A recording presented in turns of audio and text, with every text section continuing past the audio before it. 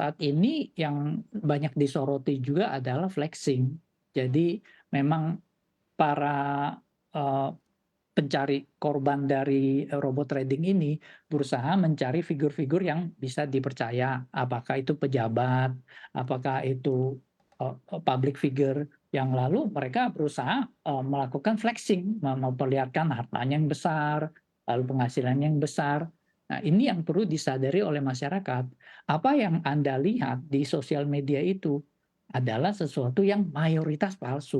Sesuatu yang diperlihatkan di sosial media itu adalah sesuatu yang diatur. Jadi Anda lihat bahwa satu orang ini kaya raya, bisa pakai tas yang bermerek, bisa pakai mobil yang bermerek, tetapi ya Anda lihat kenyataannya dalam banyak kasus ini harusnya mata kita sudah terbuka kan, bahwa ini sebenarnya adalah skema Ponzi, robot trading, atau hal-hal yang memang justru uang itu didapat dari korbannya, dari masyarakat yang tergiur oleh, "Wah, ini keren banget nih, bisa naik Ferrari, bisa naik moge, bisa melakukan, perjalanan ke luar negeri dengan uang naik naik jet dan sejenisnya." Nah, mungkin masyarakat juga memang perlu disadarkan gitu loh eee, bahwa ini kita hidup yang wajar saja sesuai dengan kemampuan.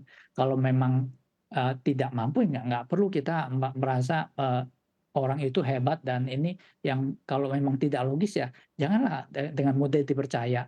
Dan bagi, pesohor dan bagi orang-orang yang mungkin memiliki cukup harta, kami juga sarankan, ya tolonglah, sadari juga bahwa apa yang Anda lakukan ini, apa yang Anda perlihatkan ini akan sangat mempengaruhi masyarakat. Jadi tolong jangan jangan terlalu banyak flexing yang tidak perlu, yang justru akan menimbulkan kecemburuan sosial, akan menimbulkan masyarakat yang ingin mencapai, seperti apa yang Anda perlihatkan ini, lalu menempuh jalan-jalan negatif. Nah, hal-hal seperti ini yang perlu kita himbau kepada pesohor juga yang katakan memiliki follower banyak atau memiliki, akun-akun dengan eee eee, yang, eee, me memberikan pengaruh besar ke masyarakat.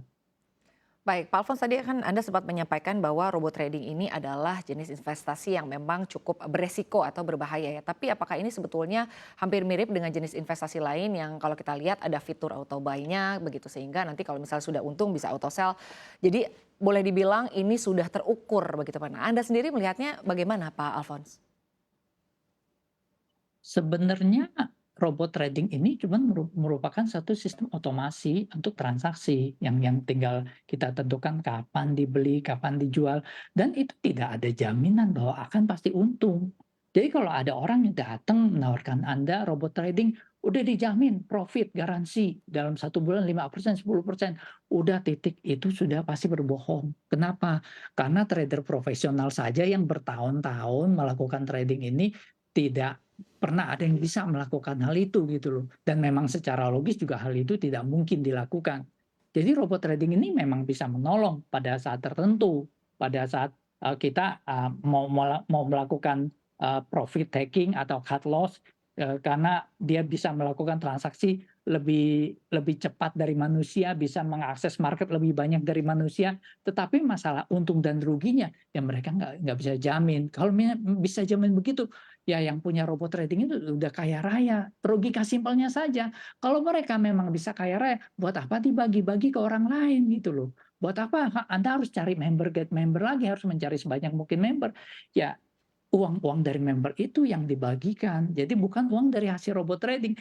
Robot trading itu hanyalah digunakan sebagai sarana untuk mengelabui korbannya, supaya mengira, "Wah, ini canggih banget nih, sesuatu yang hebat banget." Sesudah kita selidiki, oleh banyak trader yang profesional dan berpengalaman, ini semuanya bohong kok. Dan banyak yang umumnya yang robot trading yang ada itu adalah bukan robot trading, itu hanya sebuah platform yang dipalsukan. Jadi tidak mengakses market yang sebenarnya gitu loh. Jadi hal itu yang perlu disadari oleh oleh masyarakat. Yang mengetahui hal ini trader profesional. Jadi kita yang awam, sudahlah, kalau orang menawarkan income lebih besar 2 kali dari deposito di bank di 10% per tahun, udah Anda jangan percayalah. Lebih baik Anda urus dagangan Anda sendiri, Anda urus bisnis Anda sendiri dan, bersiap-siap, untuk, masa depan yang baik dengan Baik. cukup konservatif dan terencana. Baik Pak Alphonse, tapi kan kalau kita berbicara mengenai investasi ya yang high risk, high return, ketika ada resiko, artinya apakah itu juga bagian dari bagaimana sebetulnya investasi memang akan selalu ada resiko. Jadi bukan bagian dari penipuan. Nah, bagaimana kita membedakan bahwa sebetulnya itu memang adalah bagian dari sebuah resiko dalam berinvestasi? Ini tergantung kepada appetite kita. Kalau misalnya kalau bagi masyarakat awam, saran yang tadi saya sarankan. Bagi orang punya appetite, risk-nya ya ya tergantung gitu. Jadi misalnya dia sukanya, high risk high return, silakan lakukan trading. Tapi dia udah tahu resikonya sudah menguasai dan udah merencanakan dengan baik uangnya bahwa, oh yang uang ini yang untuk trading, uang ini untuk sehari-hari, uang ini untuk kebutuhan kebutuhan utama yang nggak boleh diganggu gitu. Kalau itu masih masih make sense untuk dilakukan. Tetapi kalau sekarang masyarakat ingin dikelabui dengan, wah ini income-nya dapat nih 5% per bulan, 10% per bulan, mereka akan gelap mata, mereka akan segala hartanya dipertaruhkan yang tadinya cuman, kalau trader yang biasa yang ada risk appetite-nya itu udah tahu resikonya paling, 5% atau 10% dari hartanya. Tapi masyarakat yang melihat bahwa, "Wah ini untung gede nih, gue bisa kaya raya nih." Dia bahkan jaminkan rumahnya, bahkan uang sekolah anaknya, dan hal-hal yang sangat beresiko itu mereka lakukan.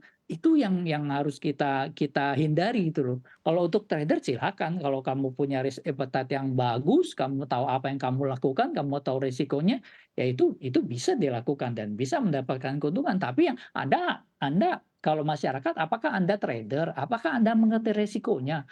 Apakah Anda bisa bisa menanggung akibatnya kalau misalnya ini hancur? Yang ada malah kamu dimusuhin sama teman kamu, sama saudara kamu atau kolega kamu yang kamu bawa masuk gitu loh. Itu yang perlu kita pikirkan.